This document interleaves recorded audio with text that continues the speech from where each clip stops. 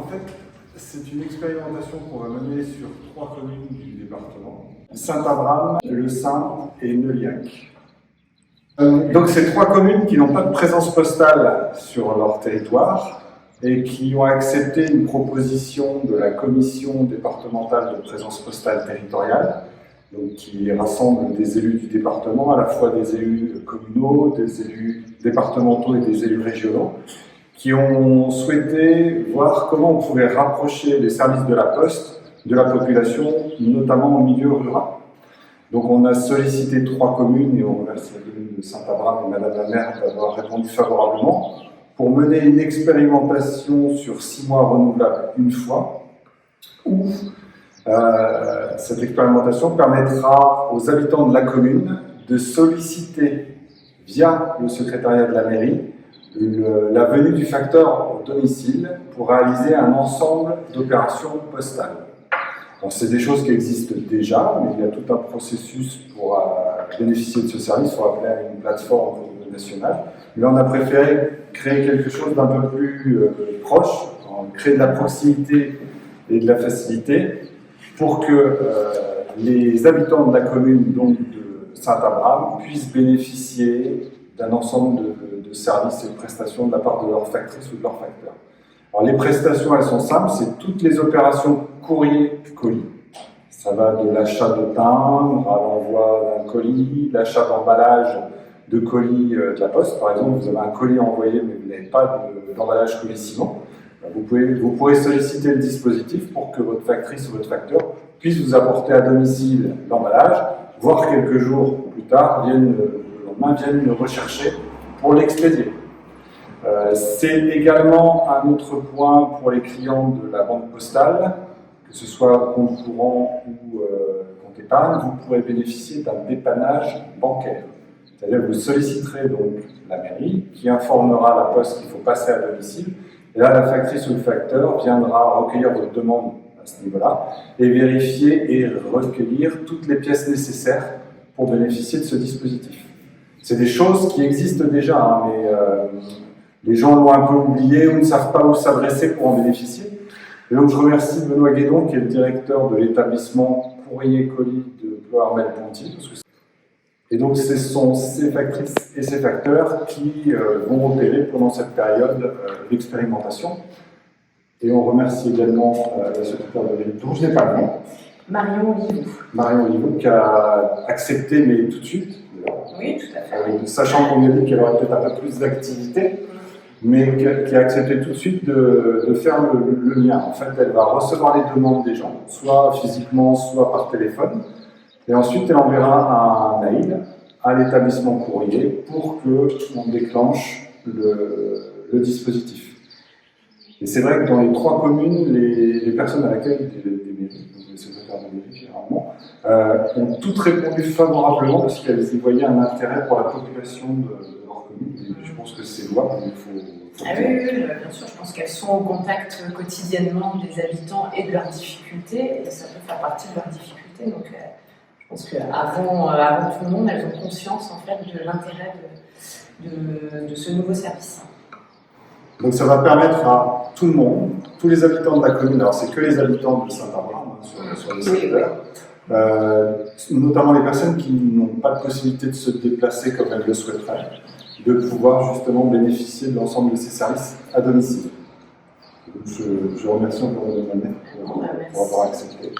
Merci à la Poste d'avoir pensé à la commune de Saint-Abraham.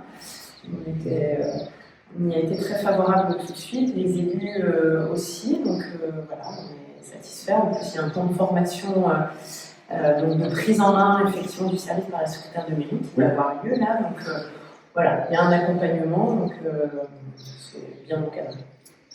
Alors, la petite nouveauté sur ces 3 communes, qui va créer également de la proximité, c'est que pendant cette phase d'expérimentation, les lettres et colis que les facteurs n'auront pas pu distribuer pendant leur tournée ne seront pas mis en instance pour le bureau de poste habituel, mais seront déposés à la mairie.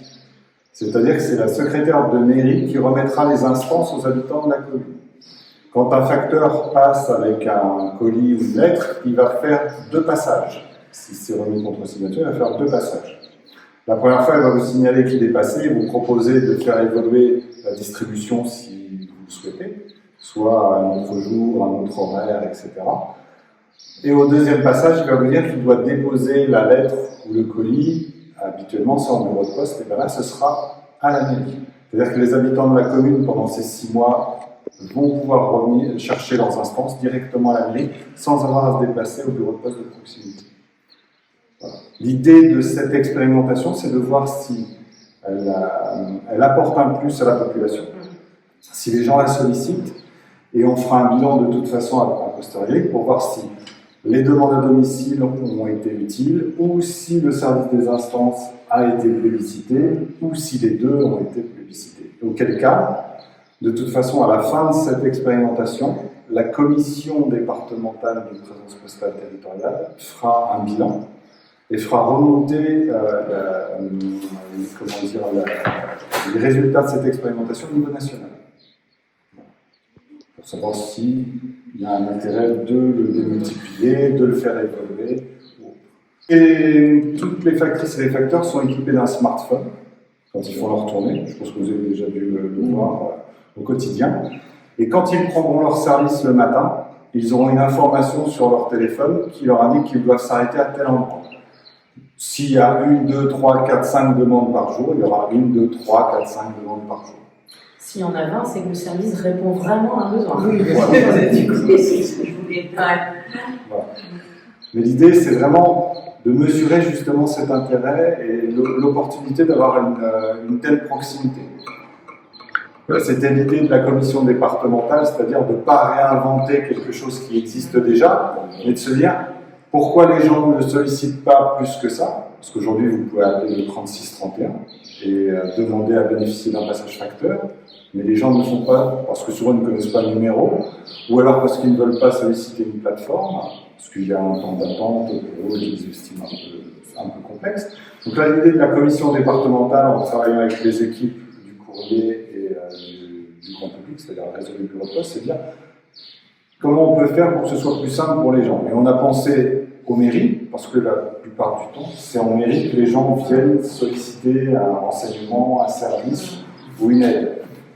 Mais pour ça, il fallait que les secrétaires de mairie soient d'accord, parce qu'il faut déjà prendre la demande. Après, il y aura les instances, c'est-à-dire toutes les lettres écolies à gérer, parce que ça demande un peu plus d'activité.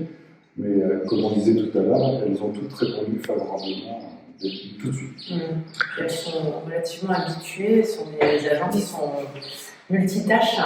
Donc voilà, ça fait une mission de plus, certes, mais voilà, cette polyvalence, elles ont l'habitude de l'exercer au quotidien. Et c'est expérimental au niveau national, ça? Alors, pour l'instant, c'est expérimental dans le Morbihan, parce que nous, on l'a sollicité. Dans le sud-ouest, il y a aussi quelques communes, mais sous une forme un peu plus développée. Nous, on a préféré rester à une offre, on va dire, simple au niveau local. Mais pour l'instant, il n'y a que 2 départements en France qui mènent une expérimentation de ce type, en fait. D'accord. Et il y aura un petit panneau sur la mairie, non? La poste ou... Il y aura un affichage au niveau de la mairie. Il faut juste rappeler que le service sera disponible aux horaires d'ouverture de la mairie. Donc ça, c'est important aussi. Hein. C'est-à-dire que si on veut solliciter la mairie, il faut que ce soit ouvert. Et pareil pour les instances, ce sera aux horaires d'ouverture de la mairie. La mairie est quasiment ouverte tous les jours. Oui, sauf le jeudi. Ça, c'est une habitude qui est ancrée en fait, chez les habitants. Et normalement, la commission départementale de présence postale territoriale va financer un flyer qui sera remis par les services municipaux dans les boîtes aux lettres des habitants pour leur apporter une information. On prépare également un public rédactionnel pour insertion dans le magazine municipal. De manière à ce que les gens aient connaissance à la fois des services qu'on veut solliciter, mais également des horaires d'ouverture de la mairie. Chaque habitant, effectivement, recevra l'information. Et nous, on a un bulletin d'information municipale mensuel. Donc, on va rééditer l'information dans le bulletin municipal. Et puis, on a aussi le réseau Panel Pocket qui permet d'envoyer des messages. Donc, voilà. L'idée, c'est effectivement de bien faire connaître le dispositif. On sait que ça repose avant tout sur un bon effet, un bon lancement en termes de communication. Et puis, on verra Ensuite, on mesurera effectivement le besoin très rapidement, je pense. L'idée, c'est vraiment de mesurer l'appétence pour ce type de service de la part de la population. Comme dit Madame la maire, je pense qu'il va peut-être y avoir un petit peu de temps de prise en main. Je pense que les premières personnes qui vont le solliciter, et ça va bien se passer, seront les premiers ambassadeurs, les premières ambassadrices du système. Et il y a aussi l'aspect instance déposée à la mairie qui va aussi être intéressant d'analyser. Est-ce que ça apporte un plus à la population de ne pas avoir à aller au poste de proximité et de venir directement en mairie chercher leurs instances ou pas? C'est aussi une réflexion que l'on va pouvoir mener à posteriori. L'idée, c'est vraiment de développer de la proximité en termes d'offres de services de la part de la Poste et de la mairie. On travaille conjointement sur le sujet. Sans faire une agence postale communale comme cela peut exister, parce que, comme on l'a mis dans le communiqué de presse, il n'y aura aucun produit postal à acheter au sein de la mairie. C'est pas l'idée. On ne pourra pas venir acheter des timbres à la mairie, ni chercher un paquet. Du tout. L'idée, c'est là d'utiliser les factrices et les facteurs. Et en quelque sorte, c'est comme un bureau de poste mobile. Oui, c'est ça. Donc, après, le tout, c'est de pouvoir le contacter pour qu'il puisse s'arrêter à votre domicile et assurer la prestation. Il y a des gens qui l'utilisent déjà sur le département, qui connaissent la méthode. Et la personne ne sera pas obligée d'indiquer forcément le motif du besoin du passage, parce qu'il faut que ça réponde à la liste. Mais après, si la personne veut plus de rapidité et de facilité, si c'est un emballage colis, elle peut le préciser. Moi, j'aimerais que le factrice puisse s'arrêter pour m'apporter un emballage colis de tel format, parce que je connais le format dont j'ai besoin, et auquel cas, ça permettra au facteur de l'apporter dès le passage. Si je demande quelque chose à rajouter. Non, ce qui est important de rappeler, c'est qu'effectivement, les facteurs sont déjà en capacité de le faire et que là, ça va fluidifier et rendre sans doute un peu plus visible quelque chose qui était très connu, qui s'est un peu perdu et qui est toujours possible. Voilà, c'est ça.